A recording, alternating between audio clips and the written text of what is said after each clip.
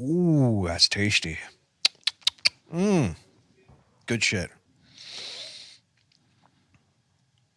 Welcome to CineKuest video. On today's episode, we're going to be talking about the movie Pig, which Roland and I went into the actual theater to see. Yeah, we were there in person. Was this your first time? Was this your first time back in the theater, Roland?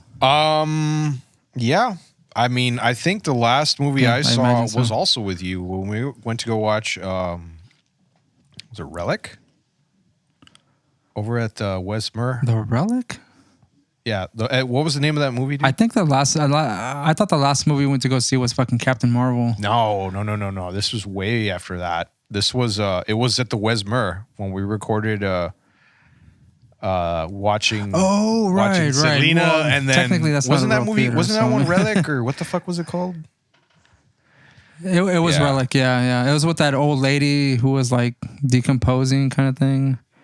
I rarely remember it, but we saw it at the drive-in though. Her daughter was played with an actress that has that cameo in 40 Rock. She's Alec Baldwin's like fiance at one point. The lady with the bird bones. Oh, I'm delicate. No, don't hurt me. Dude, I don't remember that at all. Yeah, it's fucking hilarious. Like she's a grifter in 40 Rock where like she pretends to have a English accent and then she like busts out some like Jersey or whatever like, hey, I'm just trying to get some work done here or whatever the fuck when like they confront her.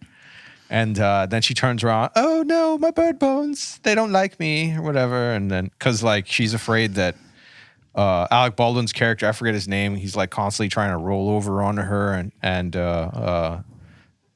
poke her in the butt. And she's just like, no, I can't. You'll break me or whatever the fuck, who cares? Anyways, that was the last movie I went to. Before everything went to shit. Right. Well, the last movie I went to go see in the theater was Tenet, and that was back in December, and that was regretful. Yeah, so. you fucking you're such a risk taker, Ray. Yeah, you're going out there, and, you know. Yeah, I'm really trying to expand my mind with Christopher Nolan's reversible time travel movie thing nonsense. You know. Still haven't watched it. I probably won't. I think I would need a lot of alcohol and don't. I'd probably No. You just end up leaving at some point because I mean I wanted to leave, but I paid my ticket and I was like, fuck it, I want to see this to the end, and I was disappointed. So whatever. Paid money. So, but we're here now. So we're back in the theater legitimately this time to watch the movie Pig, which we reacted to the trailer a few episodes ago. If you want to check that out on YouTube. And before we continue that, I mean, be sure to like and subscribe. This year's got some good shit. We're gonna YouTube. We got to fucking see finally. So, and we have more trailer reactions coming your way as well. But yeah, so initial thoughts on Pig prior to watching the movie. Roland, if you all haven't seen the trailer, Roland and I thought this was gonna be like a Taken kind of movie, or like some kind of like just a. I mean, I was expecting just some kind of parody of a serious movie, and in a way it almost is to me. And you kind of I mean you could it's a pig, but you know but he loves her. Okay, the love between a man and a pig is a precious, beautiful thing in this movie. So I mean I'm gonna go out and say like our initial reaction just to watching the trailer, incorrect. Yeah. Roland, I want to get your guttural response to Pig after watching this. I was just wonderfully impressed, and I'll probably check it out again because I wasn't expecting. I honestly, you forget that Nicolas Cage is actually a really good fucking actor when he's given the right role and the right kind of lines, and just the atmosphere and the setting is done well, kind of thing. Yeah, this is probably the best movie the best serious movie that I still laughed at because it was just so fucking ridiculous. Of course, that I have seen him do. I don't think there's a movie. I don't think there's a movie that you haven't laughed at, even if it was like a serious dramatic role. You're gonna laugh at some point because that's just who you is. Yeah, so. I was laughing pretty hard at this fucking movie, but like. it was it wasn't it was an ironic laugh. It wasn't a laugh like I wasn't making fun of the scenes per se, like for them being stupid. I was laughing because they're fucking ridiculous. Ridiculously portrayed in the sense that, okay, these guys are absolutely fucking serious here, and like there were no jokes in this movie. This movie wasn't meant to be a comedy at all, but although I think we were expecting the comedy to kick in hard at some point. The comedy in here is, like I said, it's ironic. It's not. It's not. There's nothing in the movie that you can actually look at and like out of or rather within its own context. You can't. There's nothing in there to laugh at. Outside of it, abso-fucking-lutely. I mean, outside of like his horror movies that I've seen, over the past few years, which all fucking amazing. This was like, this is like a callback to like old Nick Cage or whatever, where like he has a serious fucking role, and even though in this like he doesn't have very many speaking lines. Like this is all sort of like it's all like facial reactions, right? Even action, like physical actions as well. He has a very reserved character throughout the whole movie, and but also, there's a lot of there is just so tense much moments subtext that he delivers. So much subtext to this. Yeah. Because like they do this, the way this movie is shot is that this is a day in the life of, and here are the characters. It's not here's a story to tell or like some kind of build up to anything. It's like, okay, these people have, they've got this entire life that is not explained at all in the movie. They're just reacting to a situation, and he goes through it, and you're given like obviously subtle clues or whatever, or not so subtle, as he goes about figuring shit out. And I do like the fact that they don't have to like outright explain a lot of things to the audience. It's done in a way that like you don't really have to pay. Like they're subtle, but like not in a way that you really have to be fucking like thinking to figure out what the fuck is going on, or like where this particular influence or backstory is coming from, kind of thing. Like you just watch it and you can see how everything plays out, and you're just like, holy fuck, okay. But like you mentioned before, like you kind of gather all the clues together. But it's not like how you saying you put all the pieces together. As far as it's not like you're watching Tenet or whatever, and like you still walk out of it not knowing what the fuck happened, kind of thing. This is like everything is very sort of succinctly and easily explained within the dialogue and the locations and the characters that Nicolas Cage or Rob goes through and meets as he as he tries to reclaim his pig. And it's crazy because that's the backdrop of this story is a man who loses his pig, and he's on the hunt to find. He's on the journey to find that, but it's not a journey of like violence or like he has like certain type of secret skills where he's gonna fucking start murdering people and stuff like that. It's just him using, and what we find out is that he's a legend in the culinary world in Portland, and he uses his knowledge of the culinary arts to kind of get up the scale to find his pig, and to also the thing is that is in that well is that like disarm people to kind of find. It's so great too, how they as well sort of weave in his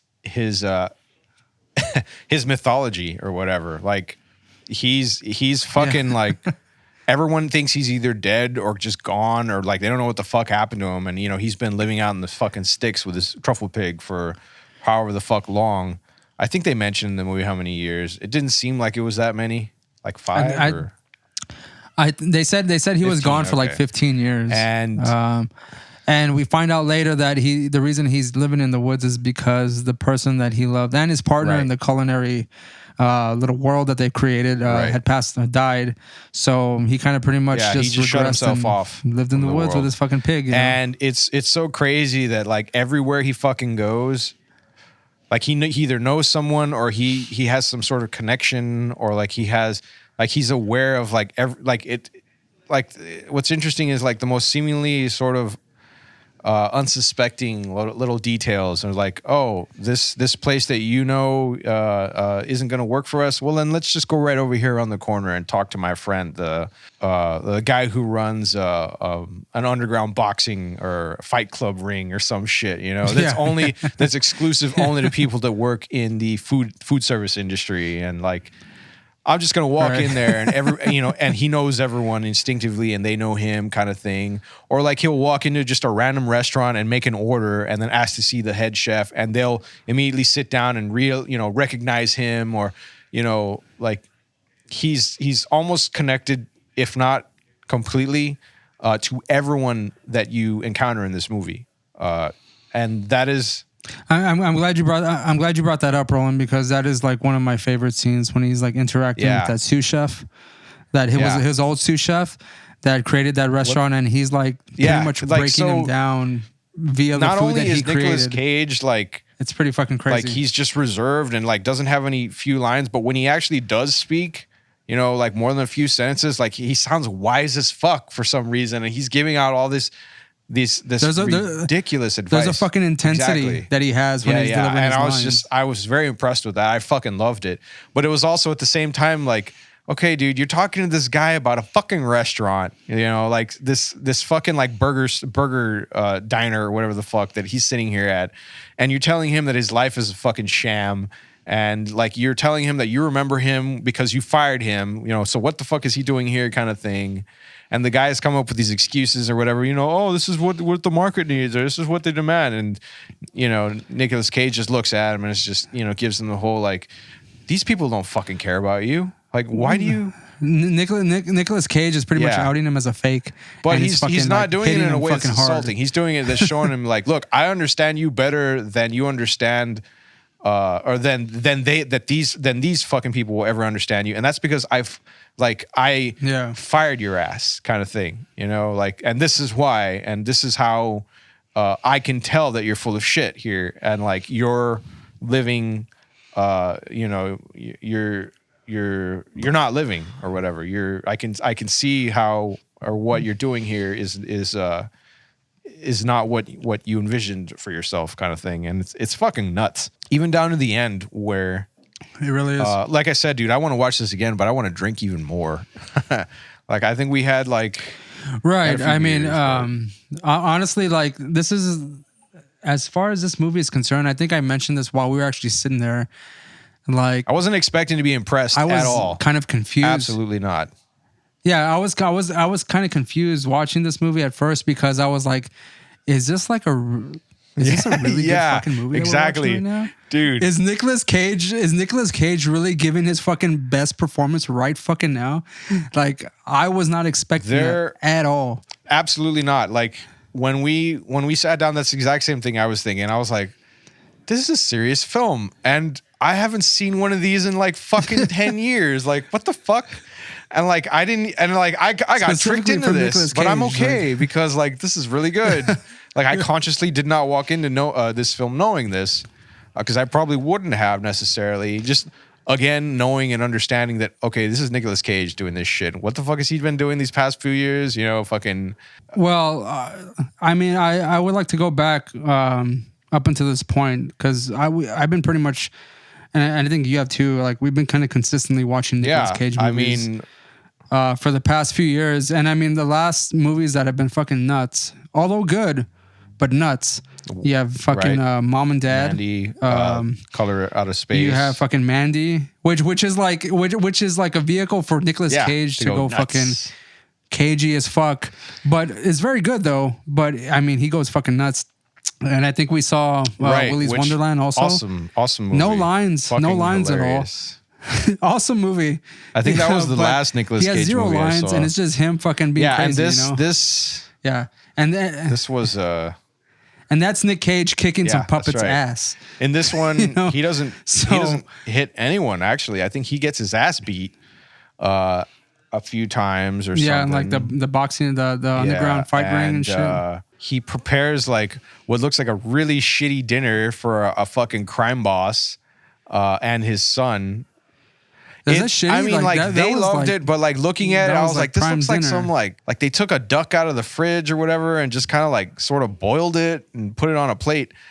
And like this was supposed to be some kind of like pivotal dish. Regarding that part of the movie, I loved.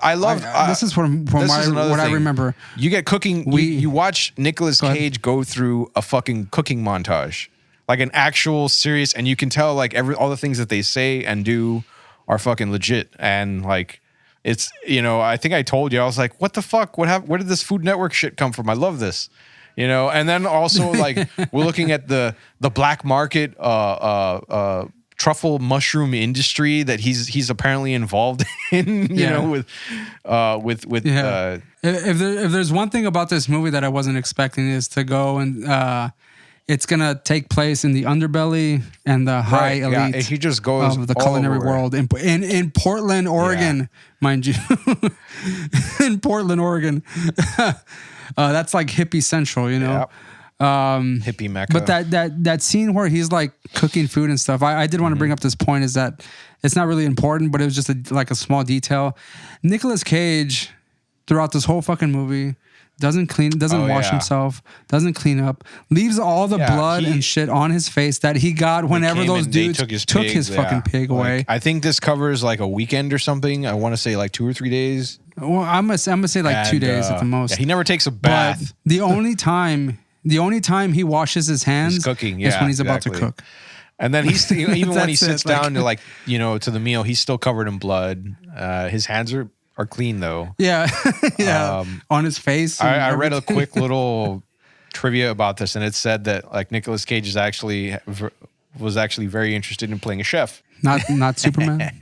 Let's be serious here, okay? I mean, this is obviously the thing. Right, of course. Between the two, the more achievable of would be a saucier chef. I mean, this ain't some fucking Iron Chef America shit, but maybe. No, we need that. If there's gonna be an Iron Chef movie, we got to get Mark Dacascos back in the game. He could be he's got to be fucking doing his little. He could be like the fucking the cyborg president or some shit from the future. Could be like, come with me if you want to live, Nicholas Rob or whatever. He goes, but before you do that, he goes the shrimp. Yeah, so this movie's pretty fucking awesome. Even if you're not into like a serious kind of film, like I'd still check this out because you will laugh at some of the ridiculous things in here, but again, like you're not meant to. But aside from that, it's still pretty fucking cool. It's probably one of the better films that I've seen in a long, long time. I think personally, like it's one of the best performances, dramatically and serious, that I've seen from Nicolas Cage in a long fucking time. Where he's not just shooting the shit. I go, the last movie I saw with Nicolas Cage was Willy's Wonderland, and there's a scene where he's fucking playing pinball and he's just fucking dancing and shit. Soda or some shit. Yeah, and he's drinking soda and shit. Yeah. And then he's killing puppets. Yep. Great. Which he's in his element. But not a dramatic role. This is really cool because again, like you forget that the motherfucker has quite a bit of range to his acting chops. And that shit's put on full fucking display here. I mean, you just get slapped right in the face with that shit. I mean, I forget that there is an intensity to Nicolas Cage's performances that's been lacking for a long time because as far as I know, I do want to mention that when we were like talking about the movies he's come out in, he also came out in The Color and the Shape, which is semi-dramatic, but I mean, it's still a fucking Lovecraft Color Out of based Space. movie, right, so right. you're gonna get a fucking nuts, But all those movies, I mean, I would love to talk about, but I mean, we're here on Pig, which is again one of Nick Cage's best performances. I'd have to say, like, but I would say that the performances don't stop at Nick Cage. I mean, there's the culinary crime boss kind of guy, who's also very good. There's Adam also Arkin. His son, which is Alex Wolff. Hold on, I got the cast here. And Adam Arkin is Darius. That's the father. Alex Wolff. As Amir, who's he plays well the guy who's like insecure. He's like fucking like an amateur businessman. And then all of a sudden he essentially has like a coming of really age fucking event in his life here between himself and his father. And he doesn't. He's not the kind of guy that can like handle Absolutely a person not. like Nicolas Cage. Nicolas Cage is fucking like dragging him all over the place. It's over fucking Portland. There's definitely a fun little dynamic with Amir's character and Rob's character throughout the movie, because there's a very throughout this whole movie, Rob is Rob, but everyone he goes and talks to, for the most part, like he has an effect on, like generally for the most part, a profound effect on them in some way or another. And I think, but they're very intimidated by him. And though. I think that he has the biggest impact on the most sort of unsuspecting relationship he has with Amir, because Amir is the buyer, I guess, of Nicolas Cage's or Rob's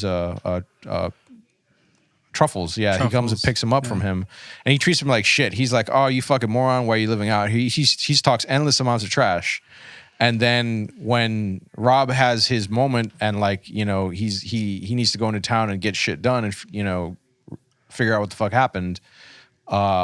Amir is just like, I guess, dude, I'll take you to my town and like we can figure shit out. And but like, do you have to go out into public? Like I have a like he's a little shit throughout the whole movie, and then gradually, like as he figures out who the fuck Rob is, and like Rob, shows him like what he's doing, and like starts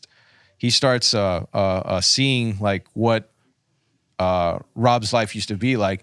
His attitude completely changes. And then all of a sudden it starts getting super fucking personal when Darius comes around, which to be honest with you, I kind of expected something like that, because I was trying to see like how their dynamic was developing, and I was like, okay, this guy is talking about how like he wants to work for his dad, but his dad's this big up, like his dad's like a fucking crime boss kind of thing. Like he's, like they suggest that at first, and then it's heavily implied later. And then I'm just like, oh, this is obviously going to be a part of the story in some fucking like dramatic way, and it turns out to be.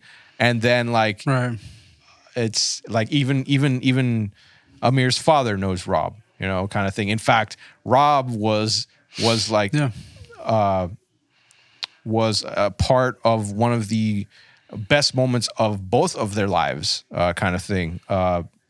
And like he sort of recreates that moment to provoke a reaction from Darius, and it fucking works. And like at the same time, it's just like, go fucking figure, like. Darius looks at him and he's like, you probably don't remember us, sort of thing. And again, like they're that fucking Rob Nicolas Cage intensity is like, I remember every meal that I've prepared for everyone, like, ever since, ever since I was a fucking like waiter or some shit kind of thing. Like can you imagine someone saying that to you and like you order like the shittiest thing that particular day? like those fries sucked, Rob. They were fucking stale. And like, no, you just like you ordered a bologna sandwich with cheese and Miracle Whip, and you're like, you go. It says so much about you and your mediocre personality. Yeah, your tastes are subpar at best. But I remember you quite well with your. I wanted to give you some Hellmann's or whatever, and you were like, no, give me whatever the fuck, Cool Whip, stupid shit, Miracle Whip. There we go. I fucking hate me. All right, like I can't even go that far. And Nicolas Cage comes back. Would you rather have Duke's mayonnaise, sir? I've made my decisions. Miracle Whip, please. I need the tangy zip of Miracle Whip. It's disgusting. It's a salad dressing, all right? It's dog shit. I wouldn't feed. It's not even. Miracle Whip is. Miracle Whip is a salad dressing. I wouldn't even give that to my pets. You know what? I'd bury it. Wow. Yeah. All right. Bury it, huh? Bury that shit. Sure. I mean, I personally don't want to get too much away about this movie. I'm trying very much not to. Trying to be as vague as possible. This movie is definitely not something I want to spoil in any way. Like, it's very cool to see.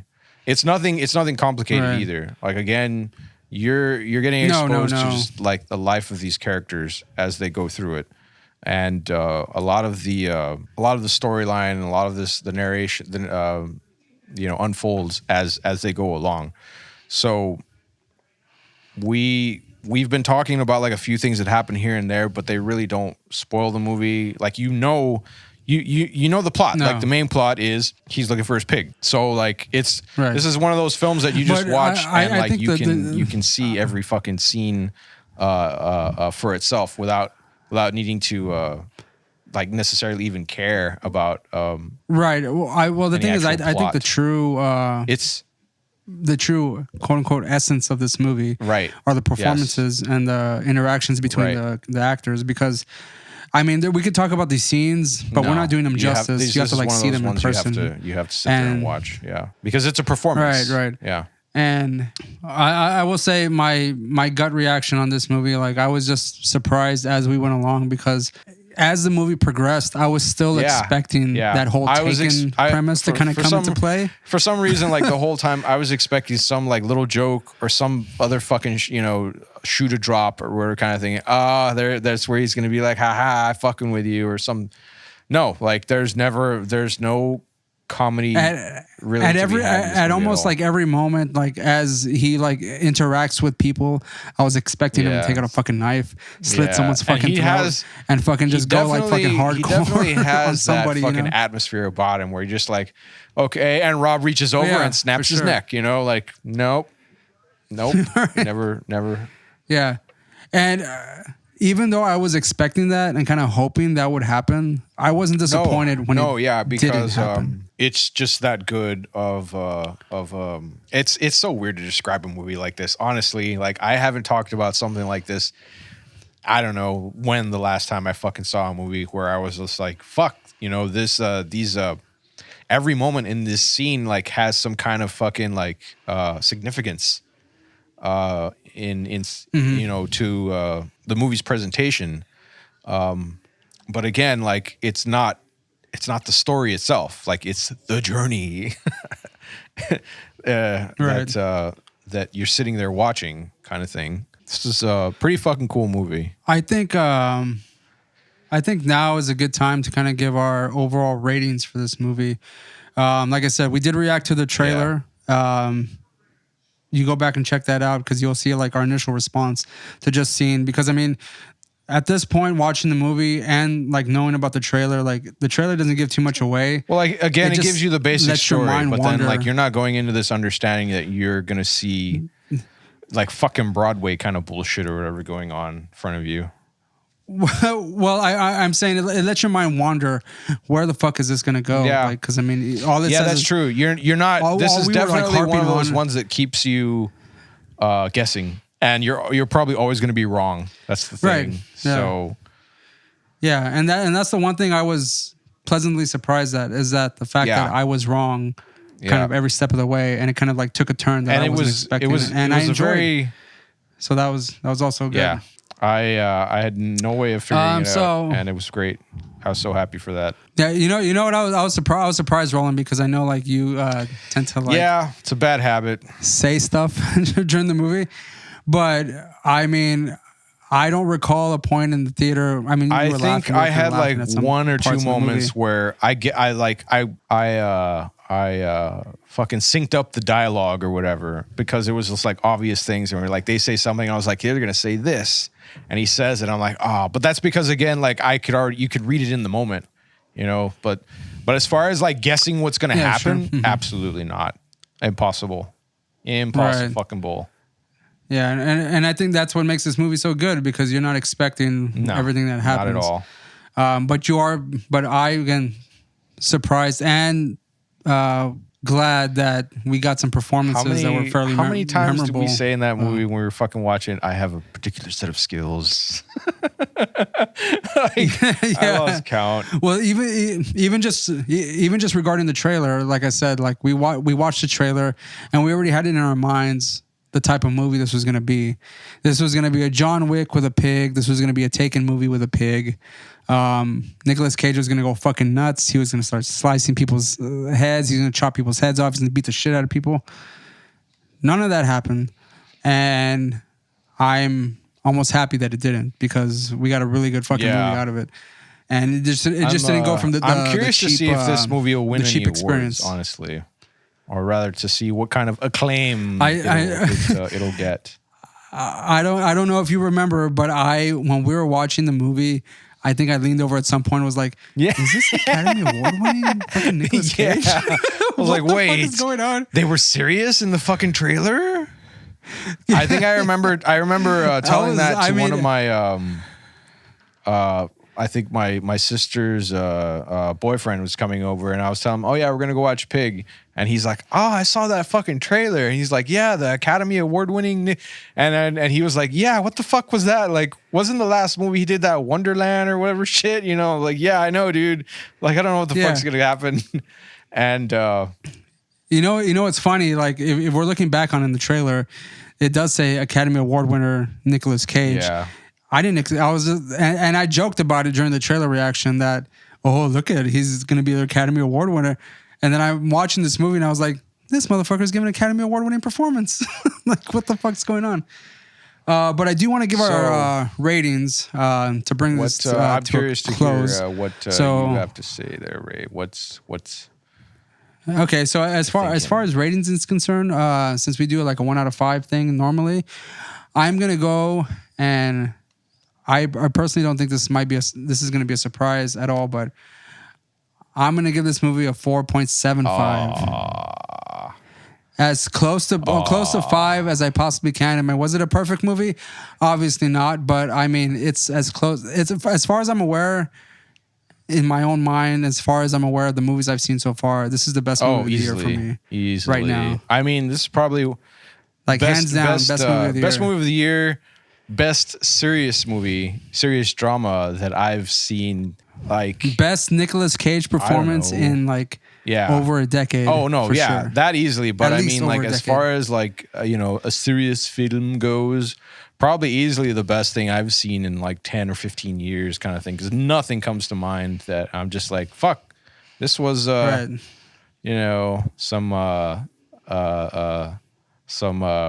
fucking Or Brother Where Art Thou shit, or some fucking Monuments Men. This is art. Exactly, what the fuck's going on? Nicolas Cage doing a film. So I was thinking about to give it a 4.5 myself. Actually, I was thinking, should I give it the solid 5? I'm like, no. You see, I thought about giving it the solid 5. I wanted to, but at the same time, that's why I I'm knocked it down to 4.75.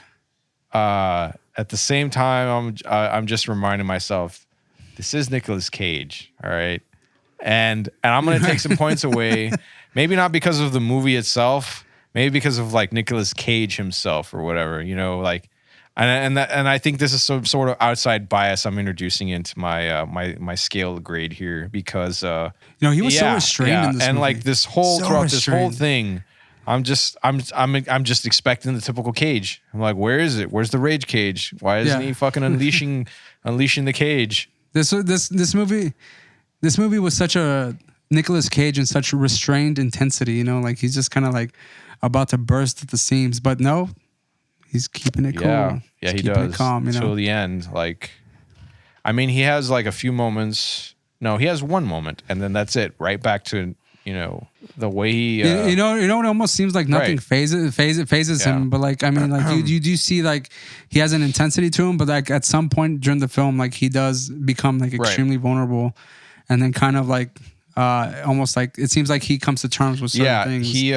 And kind of that's where he deals with things very quickly and in very like in an intense, again, concentrated doses. And then goes right back to, the way he is throughout the whole fucking movie, which is to say, like, just very, very fucking like calm and reserved and fine and great. So, but yeah, I'll give this a 4.5. It's a pretty fucking cool movie. I recommend anybody should check it out. If you're a Nicolas Cage fan, easily go see this. Even if you're not, like, if you're interested in seeing like, a solid, serious film that it's not it's not stupid in any form or whatever. Like it's not it's not highbrow, or like it's not fucking like some form of ridiculous satire. Like, no, it's just a cool little adventure with Nicolas Cage. It's not so elitist that you won't like. No. Just the common person won't enjoy it.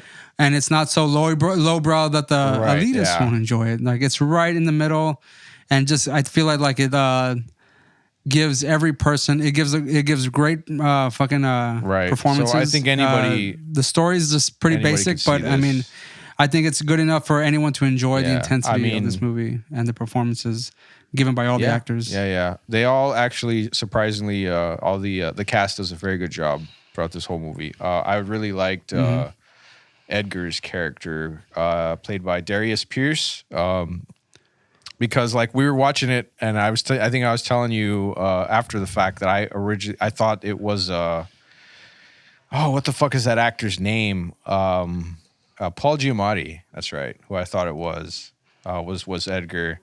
Oh right, you thought you for a even few said seconds that in the I was like, is that Paul Giamatti? No, because like because Pierce. I was like, no, Pierce has the same kind of him, like performance that you get from Paul Giamatti, where it's just like he just seems like this. Well, not even like that. Him. Is that he also kind of has like the same forehead, the beard. Yeah, he has the same like forehead, his stare, and all that, and as well like the way he sort of speaks. Like I don't know. Yeah, it's very very Giamatti-esque, and it was just very well done. Yeah. So I'll probably check that shit out again later on. See if Jamie can this is probably a movie that I will purchase on Blu-ray whenever it comes out. Dropping down those dollary dues. Look at me.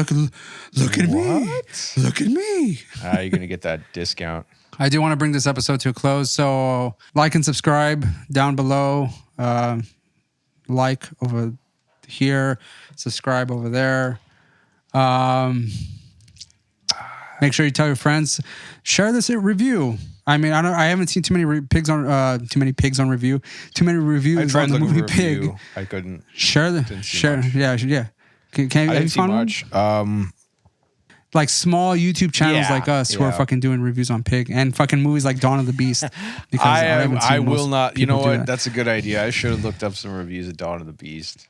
So again, like and subscribe if you want. Tell a friend. Share this with some people. Share this with the folks who directed the movie. I don't know. If you're out there in the Hollywood or something, just fucking give it to them. Show, hey, like these guys talked about you, and they did it very articulate. And Nicolas Cage, come be on the podcast. It'd be good. And we're not going to talk about any of your new movies. We're going to talk about Raising Arizona and Peggy Sue Got Married. Check out the podcast. Any links below. If you want to like buy any shirts from us, any kind of nonsense, do that. So see you next time. But that's it for us.